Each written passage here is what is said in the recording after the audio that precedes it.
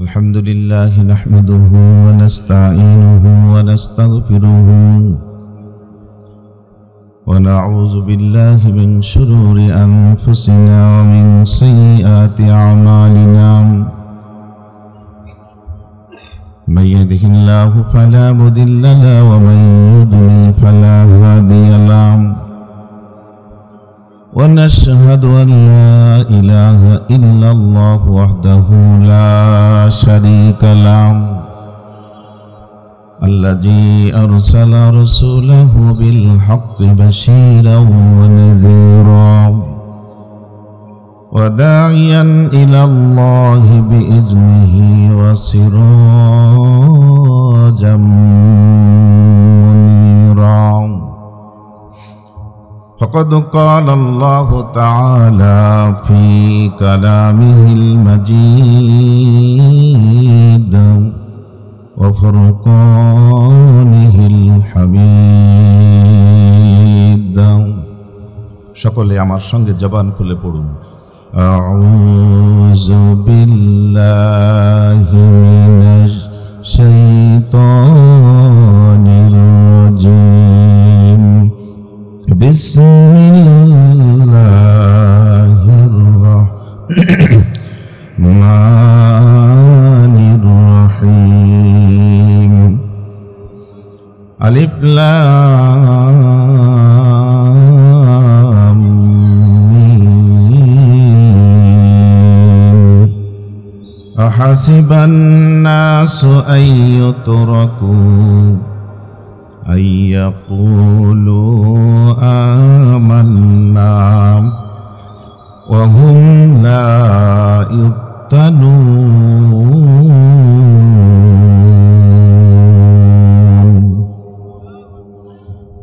ولقد فتنا الذين من قبلهم فليعلمن الله الذين صدقوا وَلَيَعْلَمَنَّ الْكَاذِبِينَ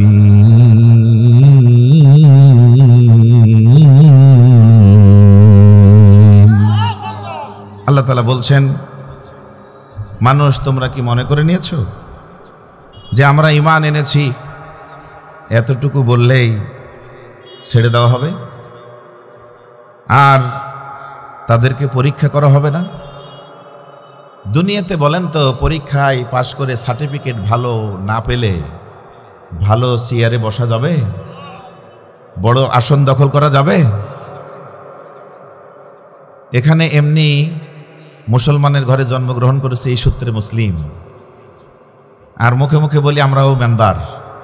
এতটুকু দিয়ে হবে না।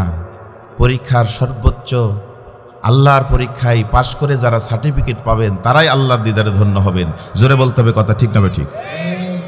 সম্মানিত বন্ধুগণ, আমি যেই সূরাটি তেলাওয়াত করেছি মহাগ্রন্থ আল কোরআনুল কারীমের মক্কায় অবতীর্ণ সূরা 29 নম্বর সূরা, সূরা আল আনকাবুত।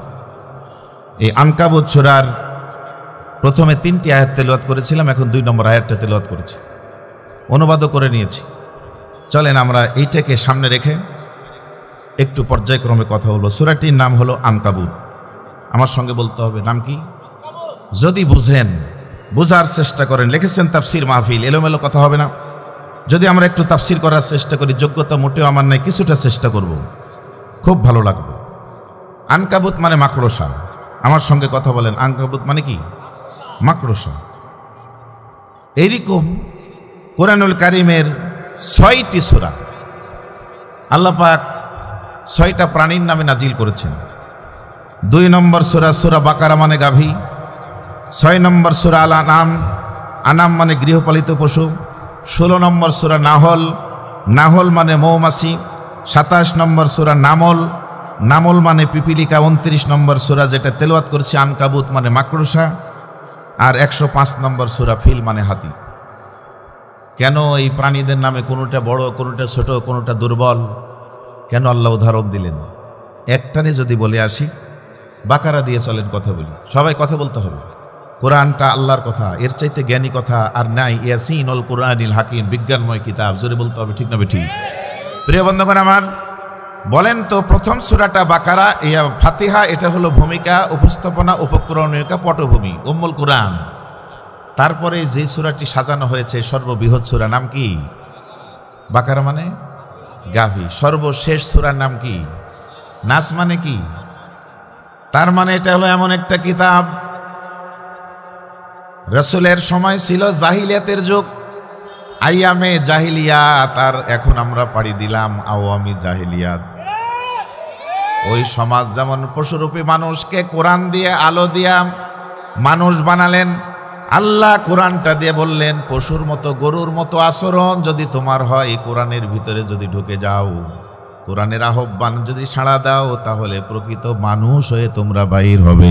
জোরে কোন সুবহানাল্লাহ, আওয়াজ তুলে বলেন আল্লাহু আকবার। আমার ভাইরা, এরকম দুই একটা বলি, নাহল মানে মৌমাছি। নাহল মানে কি? এখান থেকে একটা শিক্ষা নেন। কি শিক্ষা নেবেন? মাছি হলো দুই ধরনের, একটা গুঁ গুঁ গুঁ করে গুয়ে পড়ে, ওর নজর খালি নিচের দিকে, নোংরা জিনিসের দিকে, ঠিক না? ঠিক। আর এখানে যে মৌমাছির কথা বলছে এটা মধুমাছি। এর চরিত্র হলো যত দূর যেতে হোক না কেন, যত কষ্টই করতে হোক আর যত অপেক্ষা করতে হোক, অপবিত্র জায়গায় কখনো বসবে না, পবিত্র জায়গায় বসে খাদ্য সংগ্রহ করে, ঠিক না? ঠিক। ও কোরআন পাগল তৌহিদি জনতা, আপনারাও যদি হাতের কাছে পেয়ে, সহজে পেয়ে, বিভিন্ন প্রলোভনে পেয়ে, সুদ ঘুষ দুর্নীতির সাথে জড়িত না হয়ে, হারামটা ভিতরে না ঢুকে, কষ্ট করতে হলেও, ধৈর্য ধরতে হলেও, পরিশ্রম করতে হলেও আপনি যদি সংগ্রহ মধুটা করতে পারেন, নিজের উপকার হবে, জাতির উপকার হবে, ঠিক না? ঠিক। আমার ভাইরা, সময় যেহেতু কম, একটু দু একটা উপমা দিলাম, চলেন আমরা আনকাবুত থেকে শিক্ষা নিই। কোথায় থেকে এটা নামকরণ করা হলো? আল্লাহ তাআলা বলেন, মাসালুল্লাযীনা ইত্তাখাযু মিন দুনিল্লাহি আউলিয়া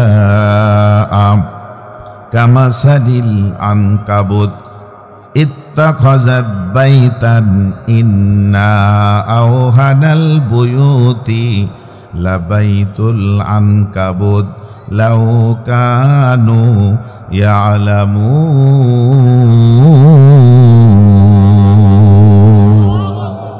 আওয়াজ তুলে বলুন আল্লাহু আকবার। এখানে আল্লাহ তাআলা উদাহরণ দিলেন মাকড়সার। মাকড়সা জাল বানাই, নিজে মনে করে লোহার বেড়ি দিয়ে দিলাম, কিন্তু আমাদের যাদের জ্ঞান আছে তারা আমরা কি দেখি? দেখি যে ছোট্ট একটা বাচ্চা যদি পাটখড়ি দিয়ে আছাড় দেয় ভেঙে যাবে, আপনি যদি জোরে ফোঁ মারেন ভেঙে যাবে। একটা মশা গ্রেপ্তার করবে, দুইটা করবে, তিনটা মাছি করবে, একাধিক গ্রেপ্তার করলে ওর ভরে নিজে ছিঁড়ে যাবে। জোরে বলেন ঠিক না? ঠিক। আসলে মাকড়সার জালের কি কোনো পাওয়ার আছে? মাকড়সা যেমন জাল বানায় মনে করে লোহার বেড়ি দিলাম, কিন্তু আমাদের যাদের জ্ঞান আছে, আমাদের দৃষ্টিতে ওটা কিচ্ছু না। আল্লাহ বললেন বাতিলেরা সব সময় ইসলামের ষড়যন্ত্র করেছিল, করবে, এখনো করতেছে। ওরা মনে করে এমন বেড়ি দিয়ে দিলাম ইসলাম আল্লাহ আর পাবে না, কিন্তু যিনি জানেন, আল্লাহ বললেন ও দুনিয়ার মানুষেরা, মাকড়সার জালের যা না পাওয়ার আছে, বাতিলের চক্রান্তের জাল তার চাইতে দুর্বল। আওয়াজ তুলে কোন আল্লাহু আকবার। এবার আপনারা কি আর ভয় করবেন? জোরে বলতে হবে, ভয় করবেন? বলুন তো, যে কিতাব থেকে কথা বলছি এটা কি তথাকথিত ফজিলতের কিতাব? এটা ভারতে নাজিল হওয়া এই অযথা ফজিলতের কিতাব নয়। কি কিতাব? তানজিলুল কিতাবি মিনাল্লাহিল আজিজিল হাকিম। আওয়াজ তুলে কোন আল্লাহু আকবার। পড়েন আমার সঙ্গে, লা ইলাহা ইল্লা হুয়া রব্বুল আরশিল কারীম তানজিলুল আজিজির রহিম। ওই মহান আল্লাহ, আল্লাহর পক্ষ থেকে অবতীর্ণ কিতাব, লা রাইবা ফি মির রাব্বিল আলামিন, গ্যারান্টি যুক্ত সন্দেহমুক্ত কিতাব। আওয়াজ তুলে কোন আল্লাহু আকবার।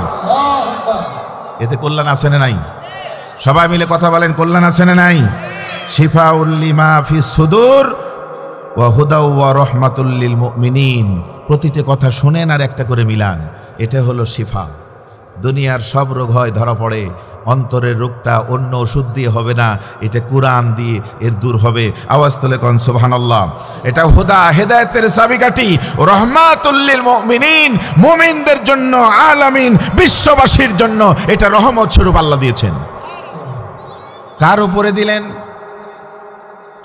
রহমাতুল লিল আলামিনের উপরে দিলেন। রব্বুল আলামিন, রহমতুল লিল আলামিন। এই কোরআনটাও রহমতুল লিল মুমিনিন। কত রহমত!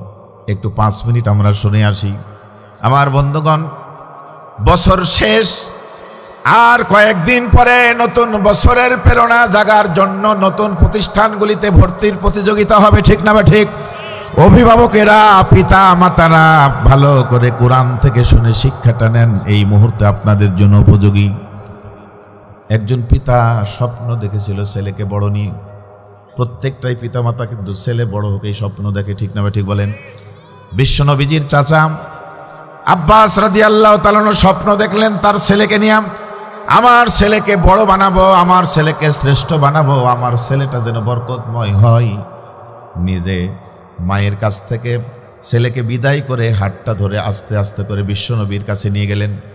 আল্লাহর নবীর কাছে নিয়ে গিয়ে বললেন, নবীজি, আমার ছেলে আব্দুল্লাহ ইবনে আব্বাস, ছোট্ট ছেলে, 8-9 বছর বয়স, আমি এখন থেকে আপনাকে খাদেম হিসেবে দিয়ে দিলাম। আমার টার্গেট হলো লাকাদ কানা লাকুম ফি রাসূলিল্লাহি উসওয়াতুন হাসানা ওয়া ইন্নাকা লাআলা খুলুকিন আযীম। আল্লাহু আকবার বলেন। শ্রেষ্ঠ চরিত্রের উত্তরসূরি মালিক যিনি, তার কাছে আমার ছেলেটাও বরকতময়, শ্রেষ্ঠ বানানোর জন্য খাদেম হিসেবে দিয়ে গেলাম। বন্ধুগণ, বিশ্বনবীজি এশার নামাজ পড়তেন, যদি মসজিদে নববী থাকতেন তাহলে তিনি রাত ক্ষেপণ করতেন না, সময় নষ্ট করতেন না, দ্রুত গতিতে ঘরে চলে যেতেন, শুয়ে পড়তেন।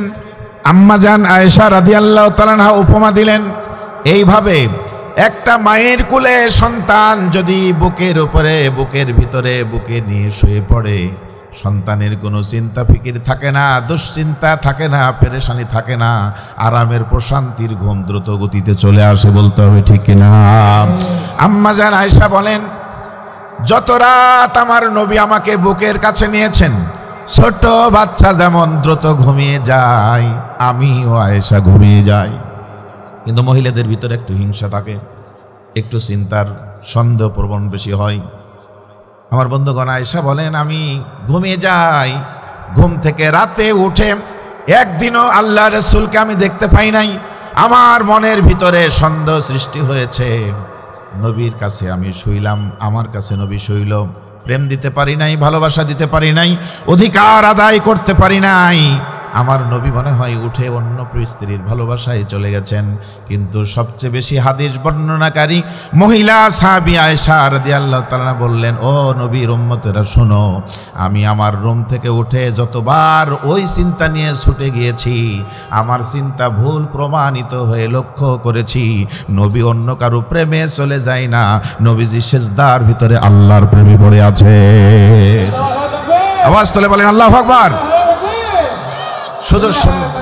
শুধু শুনলে হবে না, আমলের নিয়ত করুন। প্রিয় ভাইরা আমার, মা বোনেরা মনোযোগ লাগান। কলিজার টুকরা সন্তানকে শ্রেষ্ঠ বানানোর জন্য কি করা দরকার দেখুন। ইবাদত করতে হলে ওযু করার দরকার হয় না? হয় না? ঘুম থেকে উঠে ওযু করার দরকার হয় কিনা? আল্লাহ রাসূল সাল্লাল্লাহু আলাইহি সাল্লাম যতদিন উঠেছেন ওযুর পানি রেডি, সেবার জন্য যা দরকার রেডি। একদিন লক্ষ্য করলেন, কি ব্যাপার, আয়েশা তো শুয়ে আছে কিন্তু পানি রেডি আছে, গামছা রেডি আছে, প্রয়োজন জিনিস সব রেডি। রাসূলুল্লাহ আয়েশাকে ডাকলেন, ও আয়েশা, একটু উঠো তো, কাছে আসো। কাছে আসলেন, বলো তো, আমি ঘুম থেকে উঠে এই যে যা দরকার সবগুলো রেডি, এগুলি কে তৈরি করলো?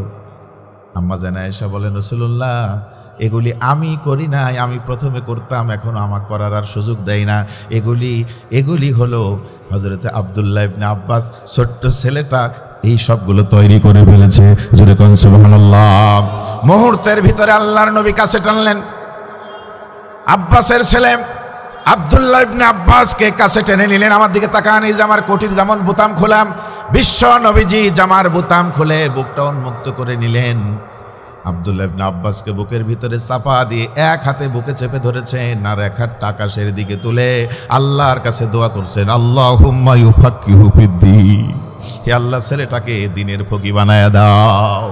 বিশ্বনবীর বরকতে, বিশ্বনবীর দোয়ায়, বিশ্বনবীর খেদমতে যেই ছেলেটা ছিলেন চাকর, রহমতুল লিল আলামিনের পরশ পেয়ে এই ছেলেটা রাইসুল মুফাসসিরিন হয়ে গেলেন। চিৎকার মেরে বলেন আল্লাহু আকবার। আমার ভাইয়েরা, আপনারাও যদি বরকতওয়ালা হতে চান, ছেলেদেরকে যদি আদর্শ বানাতে চান, তাহলে নবীর আদর্শের সাথে যোগ করে দেন আল উলামা ওয়ারাসাতুল আম্বিয়া। আলেমেরা নবীর উত্তরসূরি, তাদের মাদ্রাসায় দেন, দ্বীনি প্রতিষ্ঠানে দেন, হেফজখানায় দেন, কওমি দেন, আলিয়াতে দেন, হুজুরের কাছে নিয়মিত পাঠান। যে শিক্ষায় শিক্ষিত করেন না কেন, মৌলিক নৈতিক ভিত্তির শিক্ষা যদি আপনি দিতে পারেন, আপনার ছেলেটা যত বড়ই যে কর্মই যাক না কেন, আমি উদাহরণ দিয়ে থাকি এভাবে। বলেন তো বড় ভাই, প্রথমে আমি একটা পেঁয়াজ খেলাম, পেঁয়াজ চিনেন তো, এরপরে ভালো ভালো খাবার গলা পর্যন্ত খাইলাম, ঢেকুর যদি উঠে কিসের উঠবে? জোরে বলেন, কিসের উঠবে? বোঝা কি যায়? আমার ভাইয়েরাম, ছেলেটি জন্মের পরে আল্লাহু আকবার শিখাবেন, লা ইলাহা ইল্লাল্লাহর শিক্ষা যদি শিখান, মৌলিক ইসলামের এই সূত্রগুলি যদি শিখান, এই ছেলে ডাক্তার হবে, ইঞ্জিনিয়ার হবে, বিজ্ঞানী হবে, রাজনীতিবিদ হবে, এমপি হবে, মন্ত্রী হবে, কিন্তু দুর্নীতির সাথে জড়িত হবে না। পেঁয়াজের ঢেকুর যেমন উঠে, কর্মজীবনে গিয়ে মূল ভিত্তি তৌহিদেরই সততার ঢেকুর উঠবে। চিৎকার মেরে বলতে হবে, ঠিক না? সুতরাং বলুন তো, এই প্রাথমিক শিক্ষা, মৌলিক শিক্ষা, ইসলামের মূল ভিত্তির শিক্ষা দেওয়ার দরকার আছে না নাই? ইতিপূর্বে আমরা লক্ষ্য করেছিলাম বাংলাদেশের মুসলমানদের শিক্ষা প্রতিষ্ঠানগুলি থেকে আদর্শের শিক্ষাগুলি তুলে দেওয়া হয়েছে। আল্লাহ পাক পরিবেশ দিয়েছেন, নতুন সেশন থেকে সুন্দর আবার প্রতিটি মাদ্রাসায় শুধু না, স্কুলেও যেন রসুলের আদর্শের শিক্ষাগুলি বিস্তারিতভাবে দেওয়া হয়। অন্য মানুষের জীবনী পড়ে কাজ হবে না, রসুলের জীবনী পড়তে হবে, জান্নাতি সাহাবীদের জীবনী পড়তে হবে। ঠিক না? ঠিক।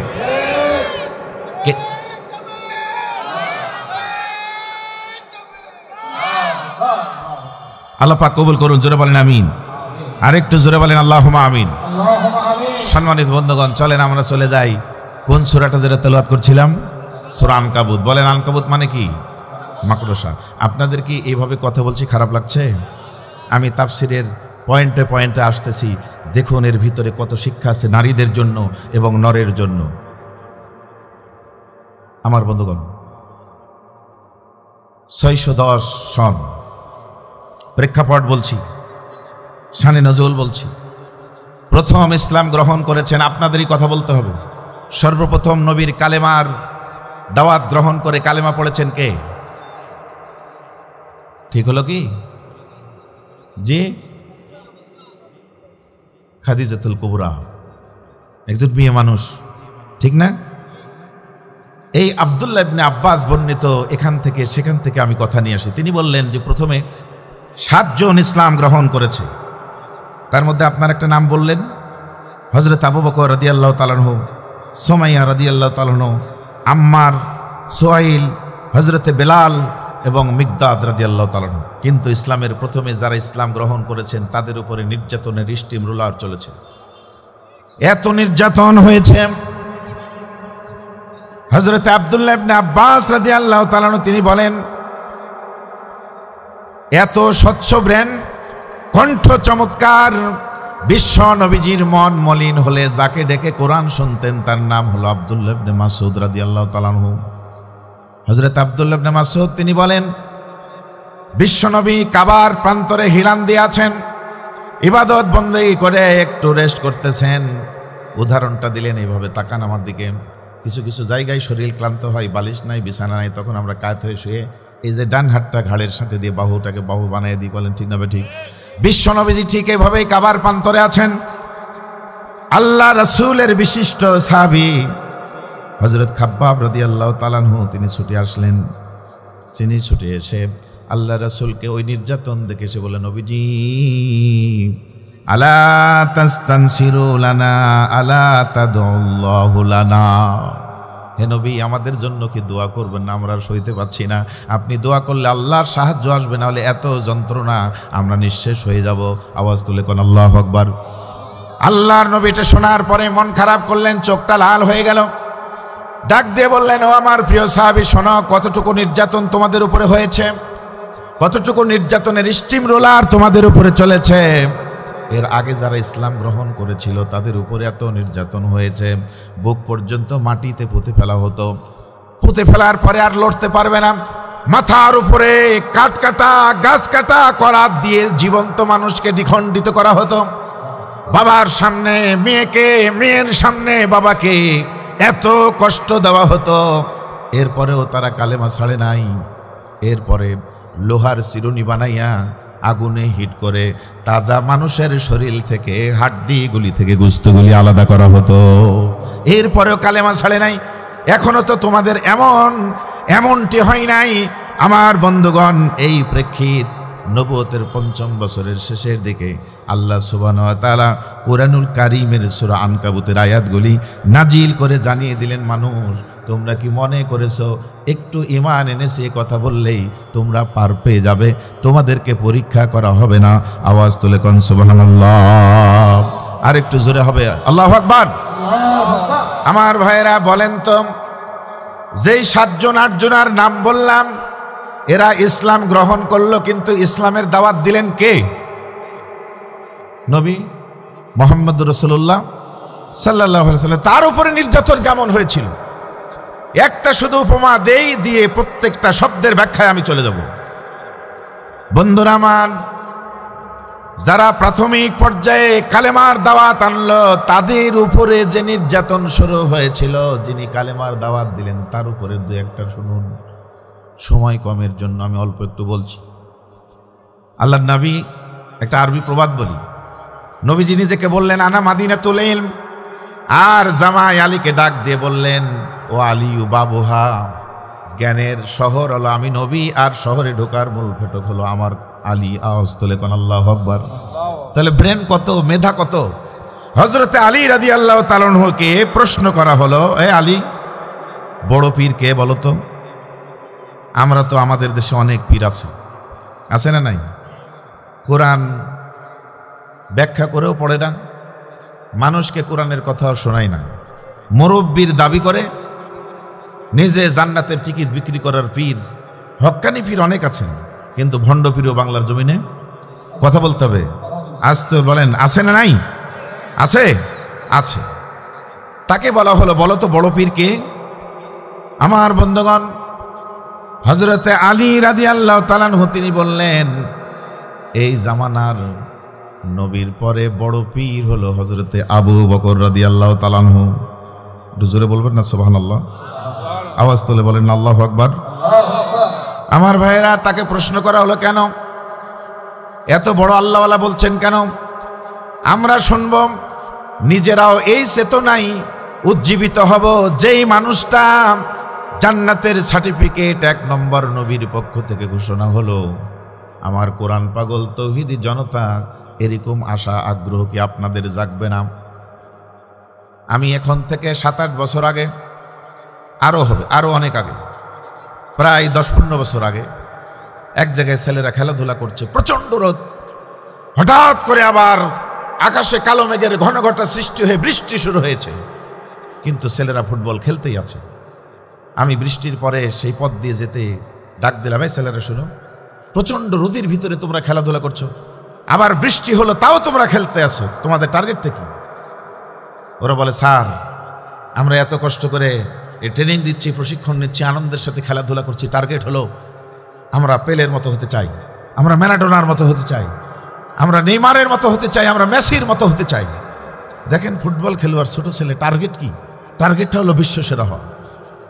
কিছুদিন পরে দেখছি ওই মাঠে ক্রিকেট খেলতেছে, সারাদিন ধরে খেলতেছে, কত ওভার যে খেলে আল্লাহ জানে, টেস্ট খেলা। ওদেরকে আমি ডাক দিয়ে যাই, শোনো তোমরা এত পরিশ্রম করো, তোমার বাবা মা কিছু বলে না? তাহলে না, আমাদেরকে ভালো খেলোয়াড় জন্য হওয়ার জন্য আমাদেরকে ছেড়ে দিয়েছে, আবার টাকা দিয়ে প্রশিক্ষণও দেওয়ায়, আর অন্য টাইমে আমরা খেলাধুলা করি। আমি বললাম, তোমাদের টার্গেট কি? সে বলে, স্যার গেলের মতো হতে চাই, সচিন টেন্ডুলকারের মতো হতে চাই, আমরা সাকিব আল হাসানের মতো হতে চাই, এরা বিশ্বসেরা হতে চাই। আমি উদাহরণটা দিচ্ছি এই জন্য, অনেক জ্ঞানীগুণী মানুষ এখানে আছেন, কিন্তু একটু চিন্তার জগতে ঢোকেন। ওয়াইলাইহি তোর যেমন, কবরে কিন্তু যেতে হবে ভাই। বলেন হবে কি না? আর একটু আওয়াজ তুলে বলেন, কবরে যেতে হবে কি না? এই যে গুরুস্থান পাশে আছে না নাই? গুরুস্থান কিন্তু বড় কঠিন জিনিস, খুব কঠিন জিনিস। এটার কথা একটু স্মরণ করে আমার কথাগুলি শুনবেন। কেমন কঠিন? 6 দিন পরে নখ খসে যাবে, 6 দিন পরে নখ খসে যাবে, 9 দিন পরে চুল, কবর গাহের সামান নিতে কইর না কেউ ভুল। কবর জায়গা ভালো নয়, কবর জায়গা ভালো নয়, কবর জায়গা ভালো নয়, কবর জায়গা ভালো নয়। আমল দিয়ে কবর গৃহ সাজিয়ে নিতে হয়, আমল দিয়ে কবর গৃহ সাজিয়ে নিতে হয়। ঠিক না বা ঠিক? এই জন্যে যে জায়গাটা ভালো নয় সেই জায়গা আমলকে সমৃদ্ধ করার জন্য একটু শুনুন, যারা খেলে বিশ্ব সেরার মতো হয়, যারা আমল করেন, নামাজ পড়েন, কোরআন শোনেন, রোজা রাখেন। আপনাদের টার্গেট কোনোদিন শুনলাম না আমার মুসল্লিরা এসে বলল, হুজুর 1 নম্বরে জান্নাত প্রাপ্ত আবু বকরের মতো আমল আলা হতে চাও।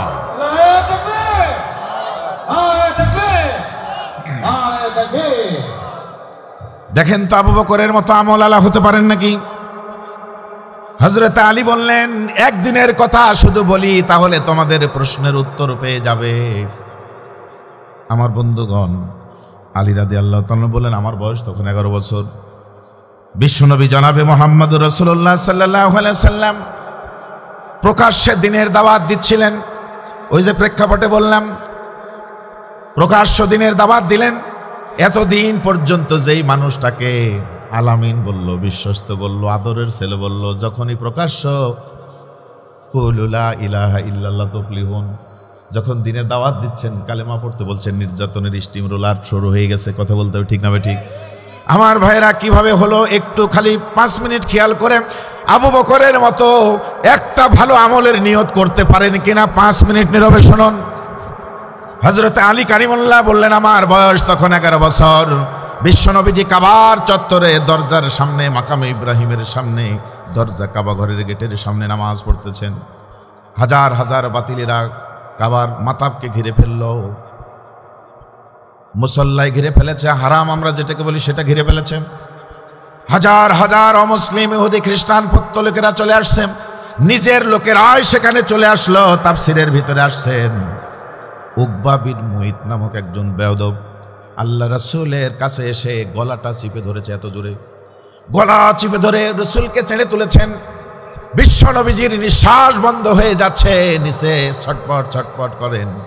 আলী বললেন, আমি ছোট মানুষ, যেতে পারি না এত কাফেরদের ভিড়। কিন্তু সেই দিন লক্ষ্য করলাম আবু বকর কোনো দিকে তাকান নাই।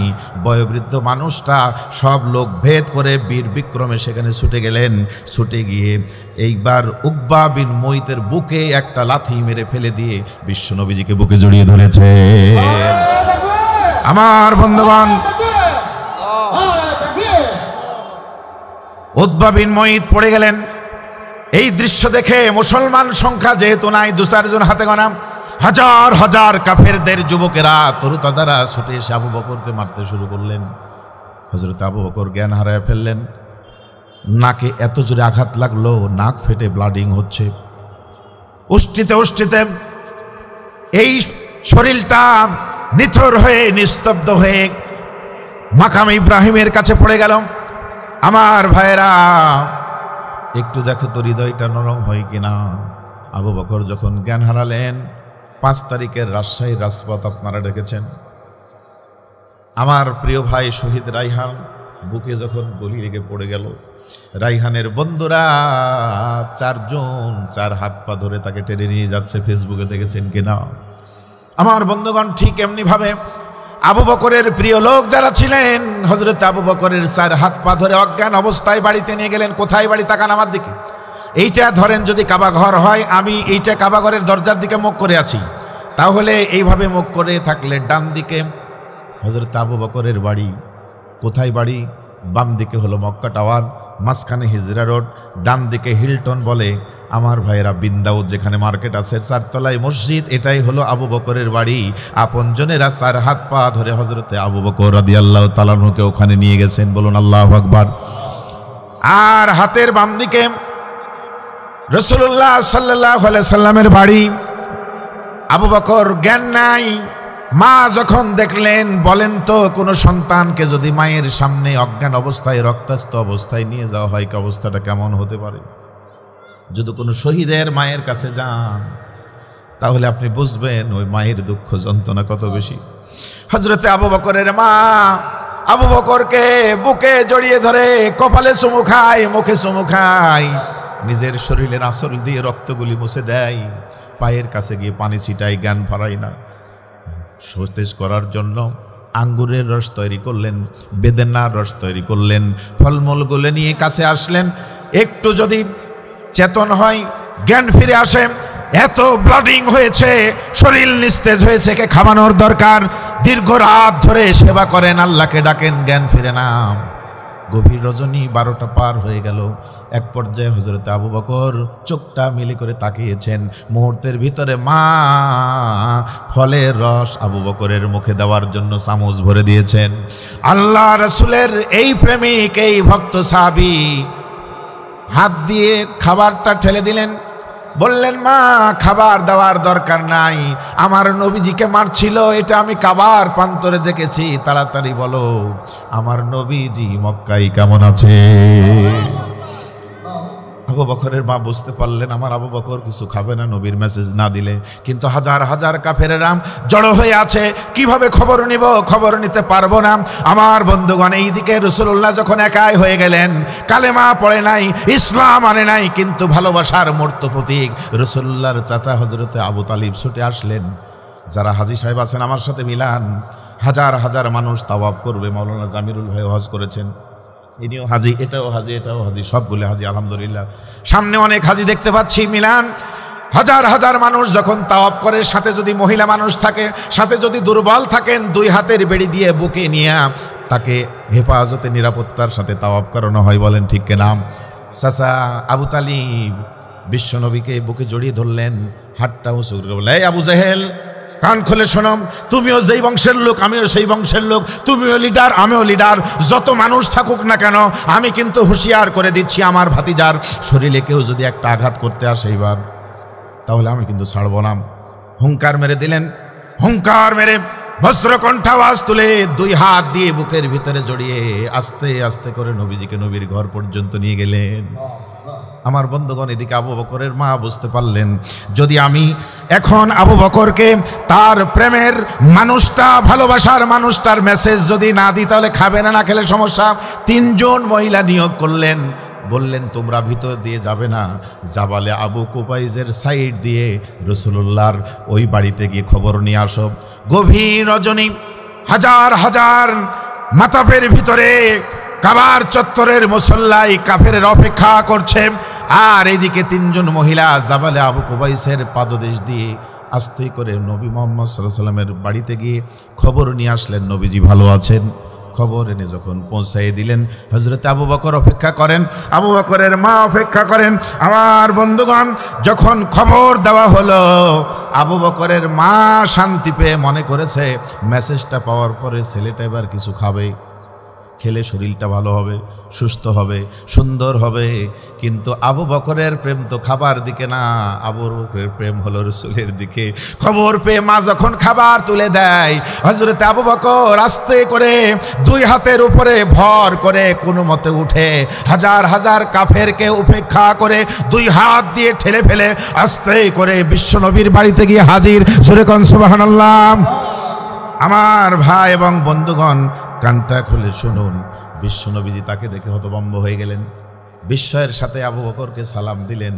আমার নবী এমন নেতা, আমাদের দুনিয়ার নেতারা সালাম পাওয়ার জন্য বসে থাকে, আর আল্লাহর নবী এমন নেতা, তার আগে কেউ কাউকে সালাম দিতে পারে না। বিশ্বনবী আবু বকরকে সালাম দিলেন, সালাম দিয়ে বললেন, আবু বকর তুমি রক্তে রঞ্জিত হয়ে নিস্তেজ হয়ে গেছো, তোমার জীবন প্রায় যাই ভাব, আবার হাজার হাজার কাফেরেরা অপেক্ষা করছে তোমাকে মেরে ফেলবে, আমাকে মেরে ফেলবে, তুমি এতগুলি মানুষ তো আমার কাছে চলে আসলে, তোমার কি জীবনের পরোয়া নাই? আবু বকর বলল, নবীজি আমার জীবন থাকবে না যাবে ওই চিন্তা করি নাই, আপনি কেমন আছেন না দেখলে আমি থাকতে পারি না। আল্লাহ রাসূল বললেন, আবু বকর তুমি কি চাও? হযরত আবু বকর বললেন, নবীজি কিচ্ছু চাই না, আমি দল চাই না, নেতা হতে চাই না, নেতৃত্ব চাই না, আমি আপনার দিদার চাই। আওয়াজ তুলে কোন আল্লাহু আকবার। আল্লাহর নবী বললেন, আবু বকর বলো বলো কি চাও, যা চাও তাই দেওয়া হবে। হযরত আবু বকর বললেন, নবীজি আমি অন্য কিছু চাই না, আমি আপনার সাহচর্য চাই। আল্লাহ রসুল বুকে জড়িয়ে ধরলেন। দেখেন বরকত, দেখেন যখন বুকে জড়িয়ে ধরেছেন দুইজন আর চোখে পড়েছে মনে প্রেমের ঢেউ খেলছে। আবু বকরের কণ্ঠে যেন ভেসে আসছে, হে রাসূল তোমায় ভালোবাসি, অন্তরে শুধু মুখে না, জান্নাতের আশায় নয় হে রাসূল, জাহান্নাম কেউ ডরি না। হে রাসূল তোমায় ভালোবাসি, অন্তরে শুধু মুখে না,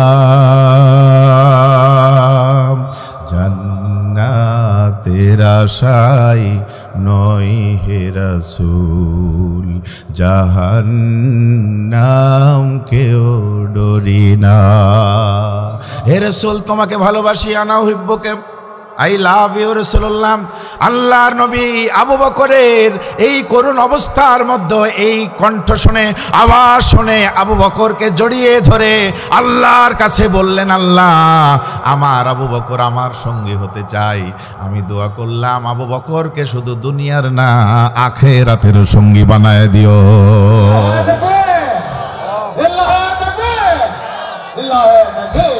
আওয়াজ তুলে বলেন আল্লাহু আকবার। দেখেন দোয়া কিভাবে কবুল হলো। দুনিয়াতেই শুধু সঙ্গী নাম, রাসূলুল্লাহ যেখানে শুয়ে আছেন, সভাপতি বলেন তো দুনিয়ার যত মানুষ যায় রাসূলের কবরের পাশে, রাসূলের বাবা নাই, মা নাই, স্ত্রী নাই, মেয়ে নাই, নাতি নাই, জামাই নাই, যত মানুষ রাসূলের কবরে সালাম দিতে যায় তত মানুষ আবু বকরের কবরে সালাম দেয়। আওয়াজ তোলে কোন আল্লাহু আকবার, জোরে বলেন লিল্লাহি তাকবীর। কি আমল, কি চিন্তা ফিকির। আল্লাহ বললেন মুখলিসিন আলাহুদ্দিন, কোন চিন্তা ফিকির নিয়ে কাজ করে না, খালেস নিয়তে আল্লাহর জন্যই শুধু দিনের কাজ করতে হবে। ঠিক না বেঠে?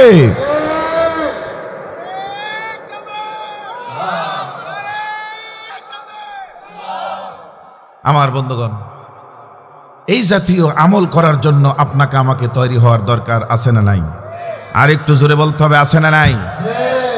এইবার দেখুন আল্লাহ সুবহানাহু ওয়া তাআলা যে বললেন, মানুষ তোমরা কি মনে করে নিয়েছো, মনে করেছো ঈমান এনেছি এতটুকু বললেই তোমাদের ছাড় দেওয়া হবে, পরীক্ষা করা হবে না? যিনি যত বড় সার্টিফিকেট নিতে চান তাকে তত বড় ক্লাসের পরীক্ষায় উত্তীর্ণ হতে হয়।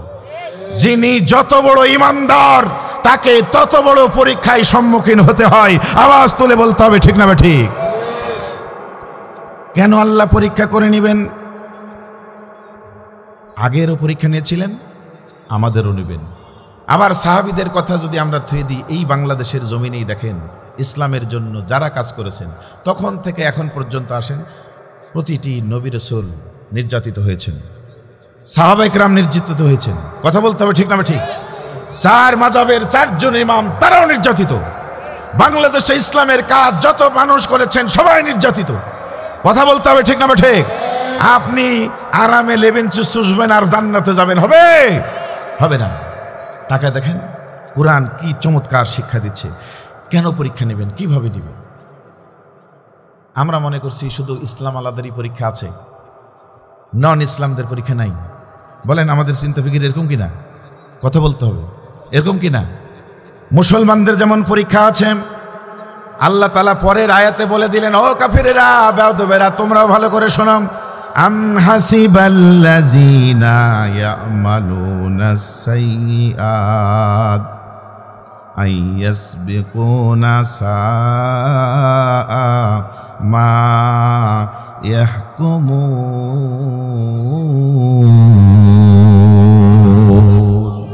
আওয়াজ তুলে বলেন আল্লাহু আকবার। বাতিলেরা মনে করছে ছাড় পাওয়া যাবে, তাদের কিছু কর্মকাণ্ড আল্লাহ দেখেন না? আলাইসাল্লাহু বিআহকামিল হাকিমিন, আল্লাহ কি বিচারকদের শ্রেষ্ঠ বিচারক নন? এ ভাইরাম, 17 বছর জালিমদের নির্যাতনে অতিষ্ঠ হয়েছি। তাকান, আমার মুখের দাড়ি, সোহেল ভাইয়ের এত সুন্দর দাড়ি, একটা দাড়িও কাটি নাই। কিন্তু প্লট পরিবর্তন হওয়ার সাথে সাথে দরবেশ বাবু দাড়ি মোজ কেটে জামা কাপড় খুলে লুঙ্গি গেঞ্জি পরে ওই নৌকাতেই করে পালিয়ে যাচ্ছিল। বলতে হবে ঠিক না ঠিক? মিস্টার মানিক বিচারক বক্তাদের নামের তালিকা করে, আমার নামও সেখানে ছিল, আলেমদের তালিকা করে, আল্লাহওয়ালাদের তালিকা করে, কাউকে ফাঁসির মঞ্চে, কাউকে গুম করে, খুন করে, আয়না ঘরে ভরে, জেলে ভরে। খুব মজা লুটছিল, দাড়িকে দেখতেই পারে না। আল্লাহ এমন কায়দা করে দিলেন মুহূর্তের ভিতরে, যেই দাড়ির বিরোধিতা যত করছে মুখে উল্টা দাড়ি রেখে, কেউ কেটে কেউ রেখে পালিয়ে গিয়ে কলার পাতাতে শুয়ে থাকতে বাধ্য হয়েছে, বেশি পর্যন্ত উড়ে চলে গেছে।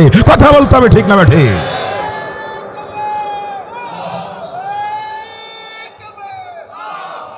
আপনারা যদি শোনেন, প্রত্যেকটা শব্দের ব্যাখ্যা চমৎকার ভাবে আল্লাহ দিয়েছেন। আমি একটু কথা বলবো আপনাদের সামনে, থাকবেন তো ইনশাল্লাহ?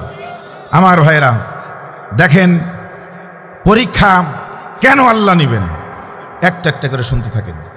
কিভাবে পরীক্ষা নেবেন? এখানে যেমন বললেন পরীক্ষা নেওয়া হবে, আগেরও নেওয়া হয়েছিল।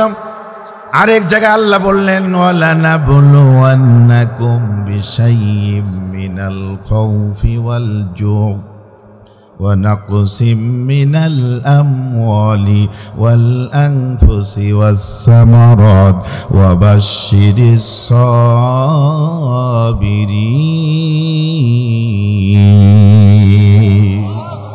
আওয়াজ তোলে হবে আল্লাহু আকবার।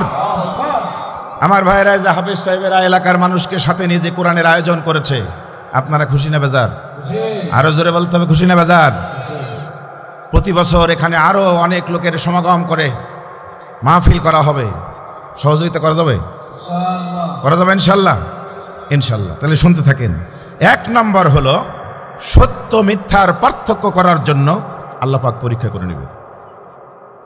আল্লাহ রাব্বুল আলামিন যেমন এখানে বলে দিলেন, ওয়ালাকাদ ফাতান্নাল্লাযীনা মিন ক্বাবলিহিম ফালা ইয়ালামান্নাল্লাহুল্লাযীনা সাদাকু ওয়ালা ইয়ালামান্নাল কাযিবিন। কারা সত্যবাদী, কারা মিথ্যাবাদী? এখানে যেমন বললেন, এটা পরীক্ষা করার জন্য আল্লাহ তাআলা পরীক্ষা নেবেন, প্রমাণিত করার জন্য, দেখানোর জন্য। লিউহিক্কাল হাক্কা ওয়া ইউবতিলাল বাতিলা ওয়ালাউ কারিহাল মুজরিমুন।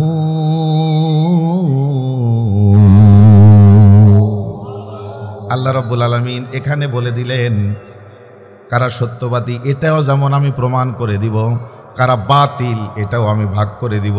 আওয়াজ তুলে কোন আল্লাহু আকবার।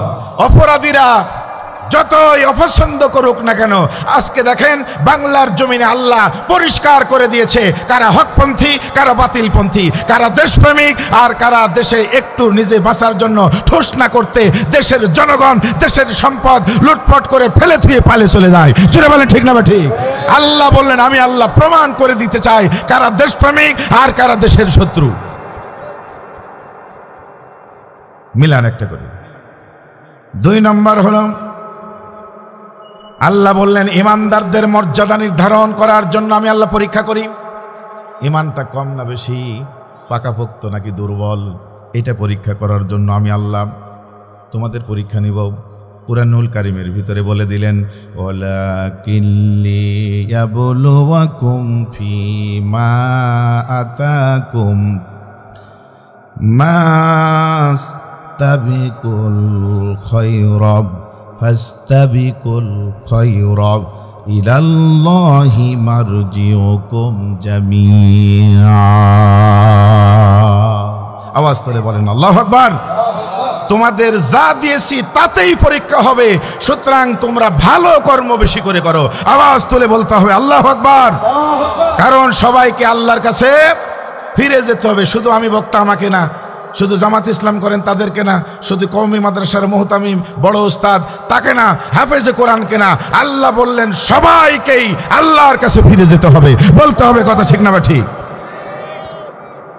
এরপরে আল্লাহ বললেন আমি কে মুনাফিক আর কে মুমিন, এটা পরীক্ষা করার জন্য, এটা যাচাই বাছাই করার জন্য, জানার জন্য পরীক্ষা করব। আওয়াজ তুলে কোন আল্লাহু আকবার। সূরা আল আনকাবুত 10 নম্বর থেকে 11 নম্বর আয়াতের দিকে তাকান। একটু পরে আবার আপনাদের মন মতো কথায় ফিরে আসছে, একটু কোরআনের কথা বলতে দিন। পড়েন আমার সঙ্গে, আউযু বিল্লাহি মিনাশ শাইতানির রাজিম। শুনবেন আর মিনবেন। আমাদের সমাজেও টুপিওয়ালা, দাড়িওয়ালা, পাগড়িওয়ালা, আল্লাহওয়ালা বলে পরিচয় দেন, এই মানুষগুলির ভিতরেও মুনাফিকি লুকিয়ে আছে। কোরআন দিয়ে শুনে দেখেন, এটা কষ্টি পাথর। বলবো রাগ করবেন না, ঠিক আছে তো? কারণ কথা আমি আমার বলছি না, আমার বাবার কথা আনি নাই। কথা হবে কার? রুহুল আমিন বলছি, রব্বুল আলামিনের কথা। ভালো করে দেখেন আর সমাজের দিকে তাকায় দেখেন, এই সমাজে রূপ ধরেছে মুসলিমের, কিন্তু মুনাফিকিতে ভরা। আল্লাহর কোরআন বলল কে মুমিন কে মুনাফিক, এটা আমি পার্থক্য করার জন্য পরীক্ষা করব। জোরে কোন আল্লাহু আকবার। وَمِنَ النَّاسِ مَن يَقُولُ آمَنَّا بِاللَّهِ فَإِذَا أُوذِيَ فِي اللَّهِ جَعَلَ فِتْنَةَ النَّاسِ كَعَذَابِ اللَّهِ وَلَئِنْ جَاءَ نَصْرٌ مِّن رَّبِّكَ لَيَقُولُنَّ إِنَّا كُنَّا مَعَكُمْ أَوَلَيْسَ اللَّهُ بِأَعْلَمَ بِمَا فِي صُدُورِ الْعَالَمِينَ।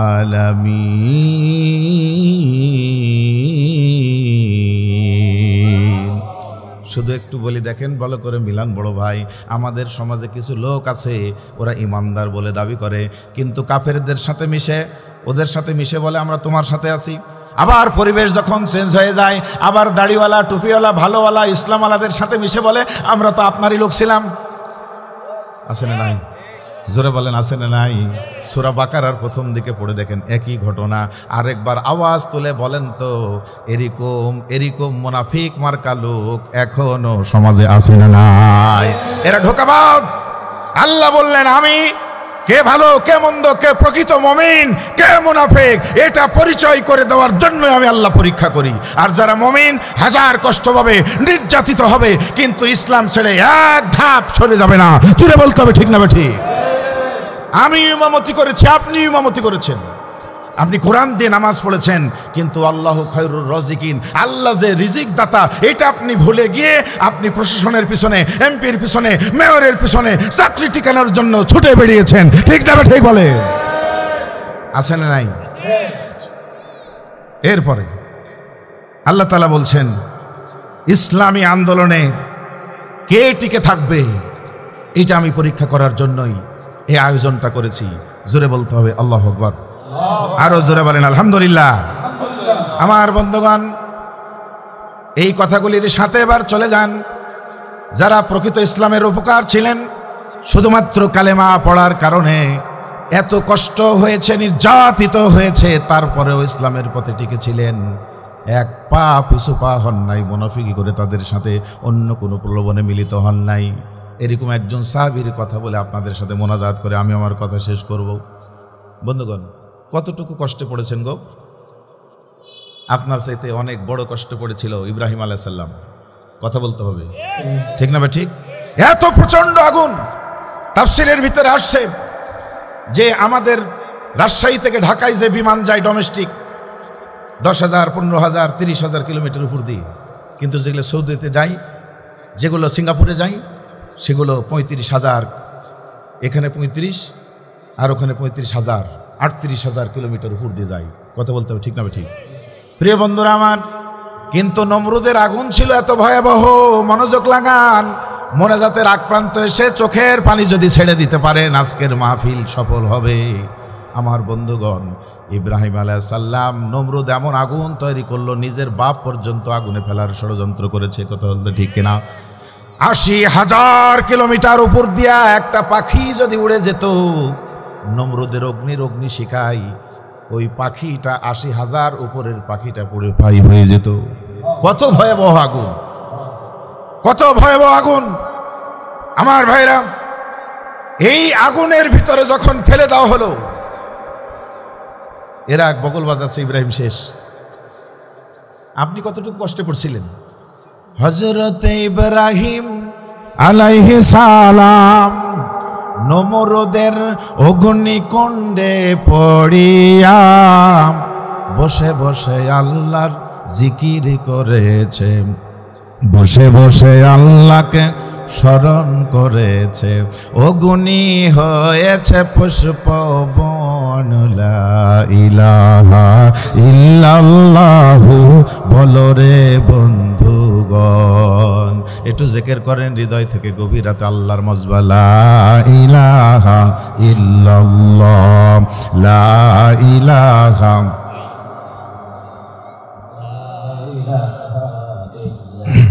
সবাই মিলে সুবহানাল্লাহ।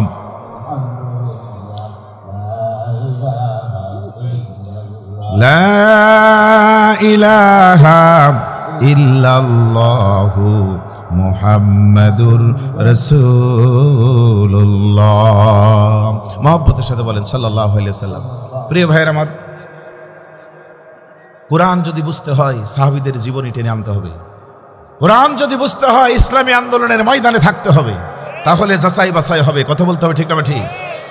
আল্লাহ রাসূলের একজন বিশিষ্ট সাহাবী, লড়াচড়া হবে না, কথাগুলি শুনে এক ফোঁটা চোখের পানি যদি ছেড়ে দিতে পারেন জাহান্নামের আগুন হারাম হয়ে যাবে। কবরবাসীদের জন্য দোয়া করব, নিজেরাও যেন কবরের যন্ত্রণায় না পড়তে হয়। আজকের মাহফিল থেকে কয়েক মিনিটের শুনে যান। আল্লাহ রাসূলের বিশিষ্ট সাহাবী সাঈদ ইবনে আমির আল জুমাহি রাদিয়াল্লাহু তাআলা আনহু, এত ইমান ও বিশ্বাসের কিংবদন্তি সাহাবী, সিফা ও সালার এবং আমির, অনুকরণীয় আদর্শের স্তম্ভ। আমার ভাইরা, জীবন অভিধানে রাসূলুল্লাহর জুহদ, আবু বকরের তাকওয়া আর হযরতে ওমরের ন্যায় পরাণের শাসন সবগুলো তার ভিতরে ছিল। জোরে কোন সুবহানাল্লাহ। খাইবার অভিযানের আগে মুসলমান হন, কিন্তু ঈমান কত মজবুত তিনটা উদাহরণ দিয়ে বললাম, এবার তার জীবন থেকে শুনুন। হযরত ওমর রাদিয়াল্লাহু তাআলা তার যোগ্যতা দেখে, কোয়ালিটি দেখেন, সিরিয়ার হিমস বিশাল একটা এলাকার গভর্নর বানিয়ে দিল। একটা প্রধান যদি হয় বলেন ওর বেতন আছে না নাই? কথা বলতে হবে, আছে না নাই? কিন্তু ভাইরা আমার, এত টাকা বেতন পাওয়ার পরেও টাকাগুলি নিয়ে প্রয়োজনের কিছু অংশ পরিবারকে দিয়ে বাকি অংশগুলি আল্লাহর পথে ব্যয় করে দিতেন। আমাদের সমাজও বিবি আছে, দেখেন, আমি আমারটাও বাদ দিচ্ছি না, কত টাকা ইনকাম করেন, কই টাকা কই গেল কই। এমনি ভাবে সাঈদ ইবনে আমির কেউ তার বউ বলতেছে, আপনি যে অনেক টাকা বেতন পান আর কই। আমার বন্ধুগণ, সাঈদ ইবনে আমির তার বউকে বলতেছে, ও বিবি গো, আমি আমার টাকাগুলি মানজাল্লাযী ইউকরিদুল্লাহা করদান হাসানা ফায়ুদাইফাহু লাহু আজরুন কারীম। কিভাবে পরীক্ষায় উত্তীর্ণ হলেন, কিভাবে ঈমান আনলেন? কোরআন তারাও পেয়েছিল, আমাদের কাছে কোরআন আছে, কিন্তু আমল দেখেন, আমল। বিবিরে, বাকি সম্পদগুলি আমি আল্লাহকে ঋণ দিয়েছি। আওয়াজ তুলে কোন আল্লাহু আকবার। বিবিও কোরআনের আয়াত শুনে যখন দেখলো লাহু আজরুন কারীম, আল্লাহকে ঋণ দিলে ডবল পাওয়া যাবে, বেশি পাওয়া যাবে, থেমে গেলেন। আমার বন্ধুগণ, অনেক দিন পরে হযরত ওমর রাদিয়াল্লাহু তাআলা আনহু এই হিমস শহর এলাকায় খোঁজ নিতে পাঠালেন, যাও তো, আমি যোগ্য মানুষ সাঈদ ইবনে আমিরকে দায়িত্ব দিলাম। দায়িত্ব কেমন ভাবে পালন করছে, ওই এলাকার গরিব মানুষ আছে কিনা, ধনীরা শুধু ধনী হচ্ছে কিনা, পুঁজিবাদী ওখানে কাজ করতেছে কিনা। আমার ভাইরা, যখন তিনি খবর পাঠালেন, চারিদিকে খোঁজ খবর নিয়ে চাইলেন একটা গরিব মানুষের তালিকা। যেই তালিকার ফর্দ নিয়ে আসা হলো, হযরত ওমর তালিকা পড়তে পড়তে দেখেন সাঈদ ইবনে আমিরের নামও লেখা আছে। হযরত ওমর বললেন, কি খবর? আরে গভর্নর কি করে গরিব হতে পারে, এত টাকা বেতন পায়, এটা কিভাবে হয়? বলে, হ্যাঁ সত্য কথা, তিনিও গরিব। বলে, কেন গরিব? বলে, যা পায় এটা গরিবদের মাঝে বিলিয়ে দেয়। জোরে করেন আল্লাহু আকবার, আওয়াজ তুলে বলেন আল্লাহু আকবার। আমার বন্ধুগণ, হযরত ওমর রাদিয়াল্লাহু তাআলা আনহু চোখের পানি ছেড়ে দিলেন। আহারে, কি আল্লাহওয়ালা, 1000 দিনার দিলেন, দিয়ে পাঠালেন, যাও এটা সাঈদ ইবনে আমিরকে দিয়ে দাও। তাকে বলো, এটা তুমি খরচ করো, তোমার লোকদের জন্য খরচ করো। 1000 টাকা আমিরুল মুমিনিন গভর্নরকে অতিরিক্ত টাকা না, এটা স্বর্ণ মুদ্রা দিলেন। এত ওজন, এত ওয়েট, এত টাকা, বাংলাদেশের টাকা হিসাব করলে অগণিত হবে। এই টাকা যদি আমরা পেতাম খুশি হয়ে যেতাম, কিন্তু হযরতে সাঈদ ইবনে আমের টাকাগুলো পাওয়ার পরে কাঁদতে লাগলেন। এটাকে ফিতনা মনে করলেন। আমার ভাইয়েরা, মুহূর্তের ভিতরে বিবি এসে দেখে কান্না করে, কি হলো, আমিরুল মুমিনিন মারা গেছে নাকি, তোমার আপন কেউ মারা গেছে? বলে না, মানে নেই। কাঁদছো কেন? বলে এতগুলি টাকা দিয়েছে, এটা আমার জন্য ফিতনা হয়ে যাবে। বিবির একটা কি কথা শুনবে? বলে বলো স্বামী, এগুলি যাও তো দেখো যারা ইসলামী আন্দোলনের কাজ করে তাদের হাতে এগুলি দিয়ে দাও, ওরা কাজ করুক। কোন সুবহানাল্লাহ। সব টাকা দিয়ে দিলেন। বিবি এসে শুধু একটু বলেছে, প্রাণের স্বামীরে, কিছু টাকা যদি রেখে দিতেন আমাদের সংসারের জন্য কতই না ভালো হতো। আল্লাহ রাসূলের সাহাবী সাঈদ ইবনে আমের বিবিকে বললেন, বিবিরে শোনো, তাকাও তাকাও, আমার রাসূল কি বলেছে জানো? আমার রাসূল বলেছেন, জান্নাতে যে রমণী আছে, একটা রমণী যদি পৃথিবীর দিকে তাকায়, গোটা পৃথিবী মেশকাম্বরের চাইতে সুঘ্রাণ হবে। আমি কিন্তু তোমার চাইতে ওই নারীদেরকে বেশি পছন্দ করি। স্বামীর কাছে এটা শোনার পরে স্ত্রী থেমে গেল। এর সর্বনাশ, আমি বাদ দিয়ে আরেকজনের দিকে নজর দিলে খারাপ। কোনো কথা না বলে বিনীতভাবে, আনুগত্য কারে বলে দেখেন, বিনীতভাবে চুপ করে বললেন, আপনার কোনো কাজে বাধা দিব না, আপনার মতো আমি আমল শুরু করে দিলাম। আওয়াজ তুলে বলেন আল্লাহু আকবার। আমার বন্ধুগণ বলেন আল্লাহু আকবার। আমার ভাইয়েরা, এত সুন্দর আমল যার, কিন্তু কিছু মানুষ আছে ভালো মানুষকেও দূষণ করে অপরাধী বানানোর চেষ্টা করে। আছে না নাই? আরো জোরে বলতে হবে, আছে না নাই? ঠিক এত ভালো মানুষকে ওই হিমস এলাকার কিছু লোক আমিরুল মুমিনের কাছে অপবাদ দিচ্ছে, যে মানুষটারে ভালো বলছেন, আমরা বিপদে আছি, মানুষটার বড় বড় 4টা দোষ আছে। বলে তাই নাকি? বলে হ্যাঁ। হযরত ওমর এটা শোনার পরে আল্লাহকে বলছেন, আল্লাহ, এত ভালো মানুষের বিরুদ্ধে আমাকে কথা শুনতে হবে, এটা তো আমি মেনে নিতে পারছি না। কিন্তু দূরদর্শী সম্পন্ন নেতাকারে বলে দেখুন, নিজে কোনো মন্তব্য করলেন না, শোনার পরেই তাকে খারাপ ধারণা করলেন না। যারা বিচার দিচ্ছিল, যারা অভিযোগ করছিল, তাদেরকেও ডাকলেন। সাঈদ ইবনে আমিরকেও ডাকলেন। হযরত ওমর বসা, ডান দিকে সাঈদ ইবনে ওমর, সামনে বামে যারা অভিযোগ করছে ওদের একাধিক মানুষ বসা। ওমর রাদিয়াল্লাহু তাআলা বললেন, বলো তো তোমাদের অভিযোগ কি? আমি নিজে চলে এসেছি। বলে আমাদের বড় বড় অভিযোগ, 1 নম্বরের অভিযোগ হলো গভর্নর বানাইছেন কিন্তু প্রতিদিন দেরি করে আসে। হযরত ওমর থমকে গেলেন। থমকে গিয়ে বলছেন, আমার প্রিয় রাসূলের সাহাবী, আমার বন্ধু, বলো তো এদের অভিযোগ কি ঠিক? ভালো মানুষ কারে বলে? বলেন আমিরুল মুমিনিন, তারা যে অভিযোগ করেছে অভিযোগ ঠিক। আমি এটা নিজেও পছন্দ করি না, কিন্তু কেন করি এটা শুনবেন। আমিরুল মুমিনিন বলেন, বলো, তাড়াতাড়ি বলো, সবাইকে শোনাও। আমার ভাইরা, সাঈদ ইবনে আমির বললেন, হে আমিরুল মুমিনিন, আমার পরিবারটা বড় কাজের কোনো মানুষ নাই। এই পরিবার চালানোর জন্য আমার বিবি অসুস্থ, বিবি সব কাজ করতে পারে না। আমি প্রতিদিন উঠে বিবির সহযোগিতা হয়ে কাজ করে দিই। এই কাজ করতে, রুটি বলতে, খাবার তৈরি করতে, ছেলেদের জন্য উপযোগী করতে দেরি হয়ে যায়। আওয়াজ তুলে কোন আল্লাহু আকবার। এখান থেকে একটা শিক্ষা নেন। আপনি চাকরি করেন, প্রফেসর হয়েছেন, ডাক্তার হয়েছেন, মাস্টার হয়েছেন, আলেম হয়েছেন, আপনি কি আপনার বইয়ের সেবা করেন? বইয়ের কাজে সহযোগিতা করেন? আমিরুল মুমিনিন বিরাট একটা গভর্নর বানায় দিলেন। আল্লাহ রাসূলের আদর্শ শুনে নিজের জীবনে বাস্তবায়ন করেছেন। জোরে জোরে কোন মারহাবা, আল্লাহু আকবার। আরে নবী বলছে, কেউ যদি নিজের স্ত্রীর দিকে তাকে একটা মুস্কি হাসি দেয়, একটা কবুল সাদকার সমান সওয়াব দেওয়া হয়। আর আমরা নিজের বইয়ের সাথে খ্যাটখ্যাট করি, অন্যের বইয়ের সাথে মিটমিট করে তাকে ফিস করে হাসি দিই। বলতে হবে কথা ঠিক না বেঠিক? আরে কোরআনের কথাগুলি শুনতে খারাপ লাগছে? আজকে অপসংস্কৃতির কাছে আমরা হার মেনেছি। আজকে যারা অপসংস্কৃতির গান গায়, নাটক করে, সিনেমা করে, তাদেরকে লক্ষ লক্ষ টাকা দেওয়া হয়। কথা বলতে হবে ঠিক না বেঠিক? কি শিক্ষা দেয়? সে থাকিস কেন কি কবি ক, তুই যেটা বলবি তাতেই কমু হ। পাগল মানুষ কি বুঝালো দেখলেন? ভাইরা আমার, এগুলি বাদ দেন, ছুড়ে ফেলে দেন, অপর সংস্কৃতিকে কবর দিয়ে দেন। ইসলামের সংস্কৃতি অনেক সুন্দর। আওয়াজ তুলে বলতে হবে ঠিক কিনা? আমার ভাইরা, হযরত ওমর বলেন, তোমাদের কি আর কোনো অভিযোগ আছে নাকি? ওরা বলে হ্যাঁ আরেকটা অভিযোগ আছে। বলে কি অভিযোগ? আরেকটা অভিযোগ হলো সন্ধ্যার পরে আর আমাদের গভর্নরকে পাওয়া যায় না, ডাকেও পাওয়া যায় না। আমিরুল মোমিনিন বলছেন বলেন খবরটা কি সত্য নাকি? বলে হ্যাঁ সত্য। কেন? তিনি বললেন আমিরুল মোমিনিন আমি চাকরি করি, চাকরির একটা সময় আছে, দিনের এই সময়টা জনগণের জন্য, আর রাতের প্রথম অংশ আমার পরিবারের জন্য, আর শেষ অংশ আমি আল্লাহর জন্য রেখেছি। আওয়াজ তুলে বলতে হবে আল্লাহু আকবার। আরে আমল করেন, আমল। চাকরি করি যে সময়, সেই সময়টা আপনাদের জন্য, আর বাড়িতে এসে পরিবারের জন্য, এবং সারা রাত আমি আল্লাহর জন্য দিই।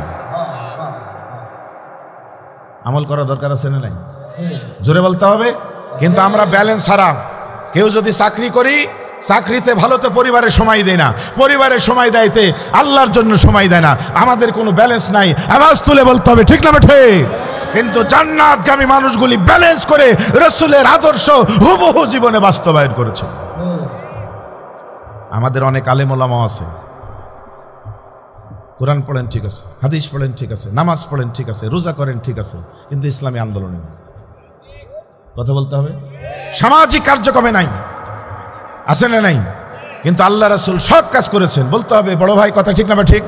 তাহলে তার উম্মত বলে দাবি করছে, আপনি কেন করবেন না? আমার বন্ধুগণ বলে আর কোন অভিযোগ আছে না? বলে আছে। কি অভিযোগ বলো? আরেকটা অভিযোগ বলতেছে আমিরুল মোমিনিন সপ্তাহে একদিন করে টোটালি আসে না, আমরা পাই না তাকে।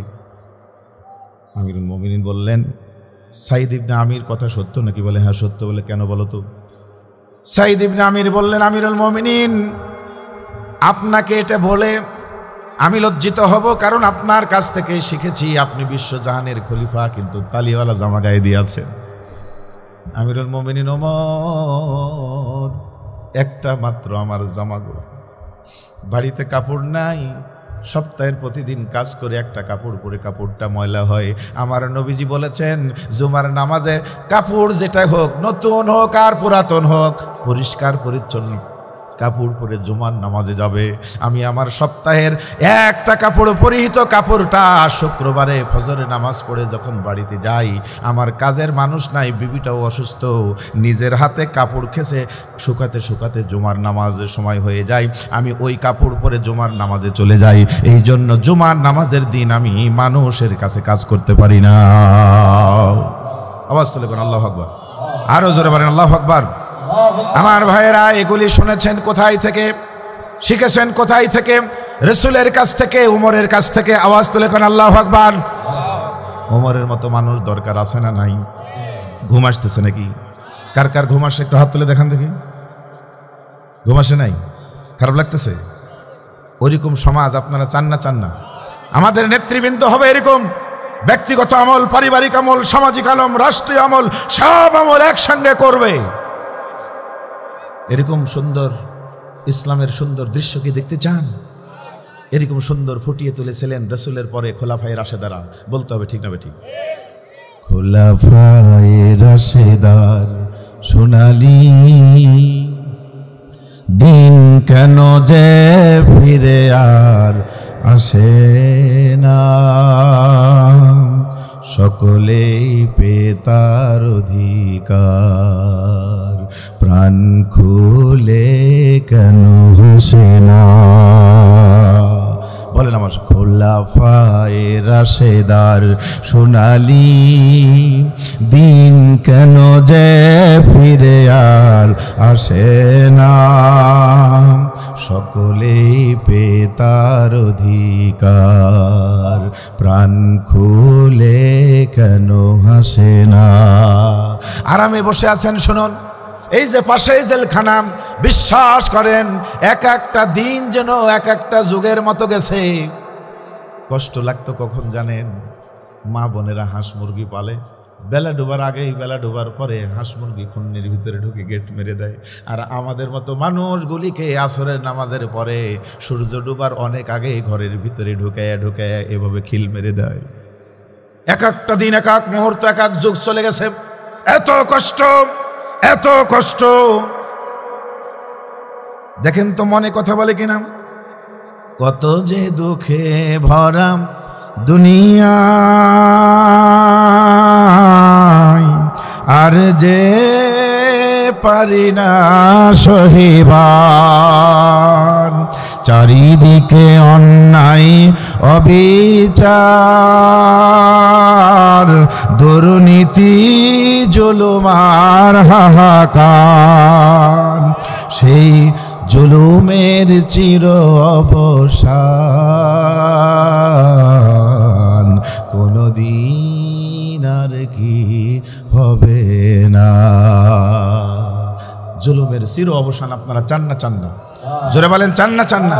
চাইলে শুধু আমাদের লাভ হবে না, শুনুন ওমরের মতো রাষ্ট্র গঠন করতে বলে দেখেন। ধুলার আসনে বসে ওমরে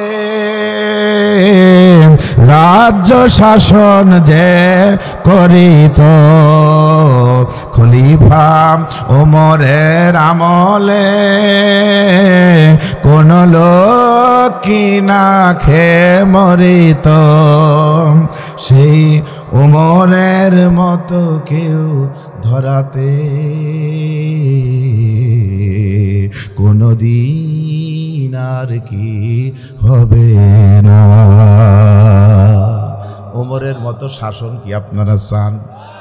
তাহলে দুই চোখ মেলে তাকায় দেখেন, এদেশে কেউ লুটপাট করে খেয়েছে, আর পরিবেশ পাওয়ার সাথে সাথে আবার আরেক গ্রুপ এসে লুটপাটের জন্য ব্যস্ত। এরকম সময় আন্তর্জাতিক মানবিক লিডার ডাক্তার শফিকুর রহমান অসহায় মানুষের পাশে গিয়ে দাঁড়িয়েছে। জোরে বলতে হবে কথা, ঠিক না ঠিক? ওমরের মতো শাসক যদি কায়েম হয়ে যায়, দুর্নীতি থাকবে, সন্ত্রাস থাকবে, মানুষের সম্পদ হরণ হবে, রাষ্ট্রীয় সম্পদ আগুনে কি দাউ দাউ করে জ্বলে পুড়ে ছাই হয়ে যাবে। এরকম সুন্দর সমাজ কে কে দেখতে চান? আরেকবার হাতটা তুলে দেখান।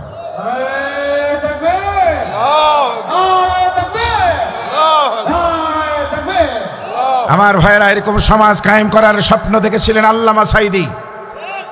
আমার উস্তাদ আল্লামা দেলাওয়ার হোসেন সাঈদী যত কথা বলেছেন সব কথা বাস্তবায়ন হয়েছে, বলতে হবে ঠিক না? একটা কথা তিনি আমাদের জন্য রেখে গেছেন, সেটি হলো তিনি বলেছেন আগামী অল্প সময়ের ব্যবধানে যত জুলুম নির্যাতন রক্ত ঝরেছে, এই জালিমবাজদের নাকের ডোগার আগায় কালেমার পতাকা পথ করে উড়বে। তার উত্তরসূরিরা ওলামা একরাম যদি ডাক দেয়, মাজলিসুল মুফাসসিরিন যদি ডাক দেয়, ইসলাম ওয়ালারা যদি ডাক দেয়, বাংলার জমিন থেকে লুকিয়ে থাকা বাতিলদেরকে ইন্ডিয়ায় ঠেলে ফেলে বাংলার মসনদে কালেমার পতাকা পথ করে উড়ানোর আন্দোলনে ঝাঁপ দিতে কে কে রাজি আছেন? আল্লাহকে হাত তুলে দেখা।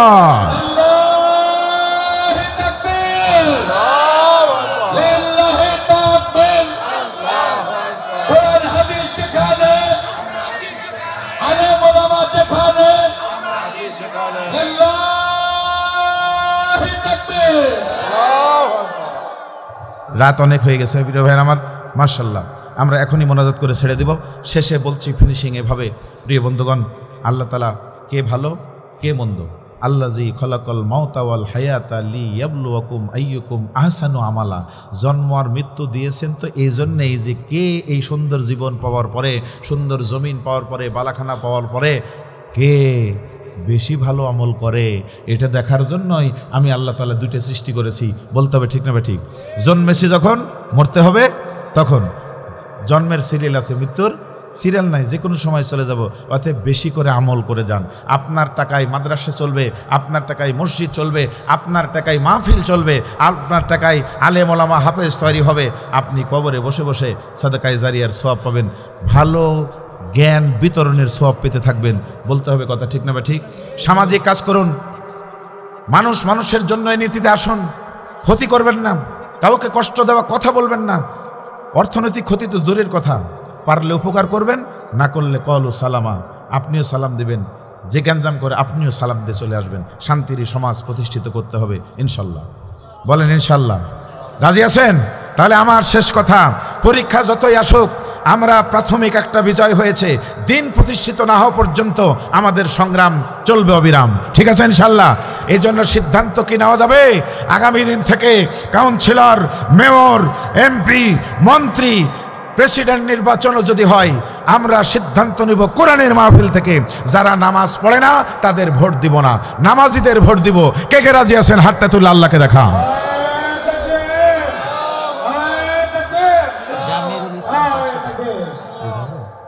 রব্বানা ظلمنا أنفسنا وإن لم تغفر لنا وترحمنا لنكونن من الخاسرين ربنا هب لنا من أزواجنا وذريتنا قرة أعين واجعلنا للمتقين إماما ও কাবার মালিক আল্লাহ,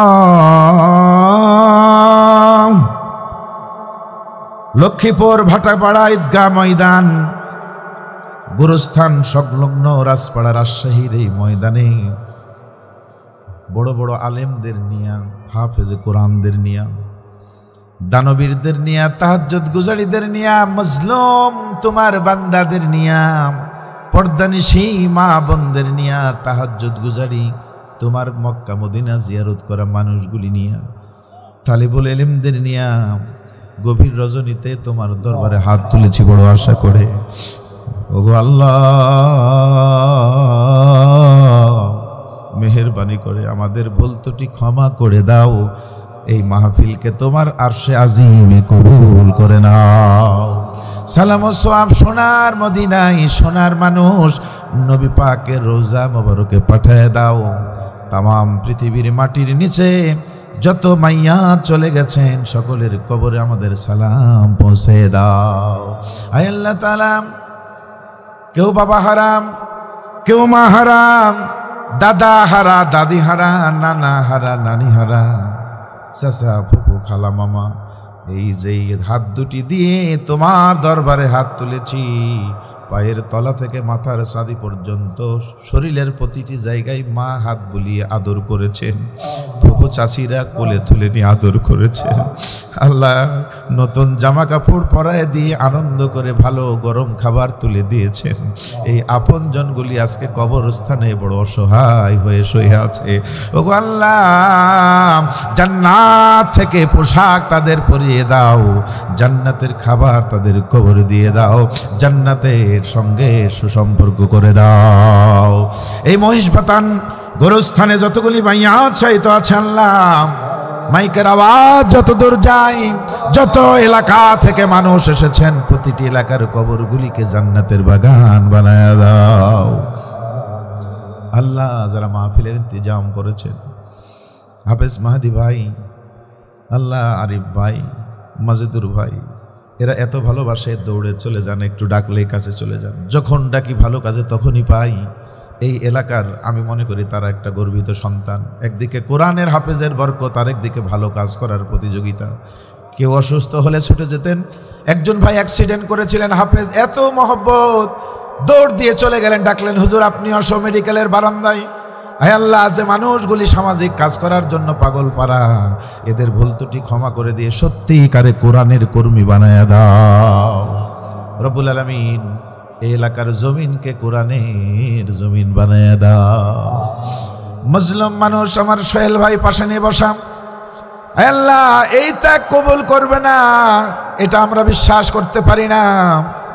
জামিন হয়, গেট থেকে আবার মামলা লাগে, আমরা ছটফট করি, কিন্তু এই মানুষটার ভিতরে কোনো পেরেশানি নাই। এত মামলা, জেলের ভিতরে থেকে তোমার খুশি করার জন্য নিয়মিত রোজা পালন করেছে, আমি সাক্ষ্য দিচ্ছি। টেনশন ছাড়াই তোমার উপরে ছেড়ে দিয়েছেন, আল্লাহ যা করবে তার উপরে খুশি। আয় আল্লাহ, আমার সোহেল ভাইয়ের হায়াত বাড়ায় দাও, কাজে কামে বরকত দাও, এলাকার জনগণের মানুষের খেদমত করার জন্য তাকে কবুল করে নাও। মা বোনেরা যারা এসেছেন, অসুখ বিসুখ ভালো করে দাও রব্বে কারীম, দাম্পত্য জীবন সুখময় করে দাও। আমাদের কলিজার টুকরার সন্তানগুলিকে মনের মতো করে মানুষ করার ব্যবস্থা করে দাও। উপস্থিত আমার মা বোনেরা সহ আমাদের মা, আমাদের বিবি, আমাদের মেয়ে, আমাদের বোন, আমাদের মহিলা স্বজন এমন যোগ্য বানাও, খাদিজা, ফাতেমা, আয়েশা, সুমাইয়া, রহিমা, মরিয়ম, আসিয়ার সাথে জান্নাতে যেতে পারে এমন যোগ্য আমাদের মা বোনদের বানায় দাও। আল্লাহ, শহীদ রাইহানের রাজশাহীকে কোরআনের রাজশাহী বানায় দাও। আল্লাহ, এদেশের মানুষ বাবা দেখেছে, বেটি দেখেছে, ভাই দেখেছে, ভাবি দেখেছে, চাচা দেখেছে, বাংলাদেশের যেখানেই কোরআনের দাওয়াত নিয়ে যায় হাজার হাজার মানুষ ছুটে এসেছে। আল্লাহ, যে দেশের মানুষ কোরআন শোনার জন্য রাত জেগে জেগে পাগল পারা হয়ে বসে থাকে, কোরআন বলতে যেমন ভালো লাগে, শুনতে ভালো লাগে, কোরআনের রাষ্ট্র যদি কায়েম হয়ে যায় ওই দেশে বসবাস করতে তার চাইতেও বেশি ভালো লাগবে। হিন্দুরাও শান্তি পাবে, পুলিশেরাও শান্তি পাবে, নেই সামাজিক সুবিচার প্রতিষ্ঠিত হলে সত্যিকারী রূপ রস আমরা দেখতে পাবো। ওগো আল্লাহ, একটিবারের জন্য বাংলার জমিনকে কোরআনের জমিন বানায় দাও। আমার মুহতারাম সভাপতি আতাউর ভাই, পরিপূর্ণ সুস্থতা দিয়ে দাও আল্লাহ। কোরআনের এত সুন্দর এলেম, বিনয় মানুষ, দেখা হলে মুস্কি একটা সালাম দে, বলে ভাই কেমন আছেন। আল্লাহ, কোরআনের জন্য ভালোবাসা আমার এই ভাইটাকে হায়াতের ভিতরে, কর্মের ভিতরে, রিজিকের ভিতরে বারাকা দাও। কোরআনের জমিনের জন্য তাকে দিনের দায়ী হিসেবে কবুল করে নাও।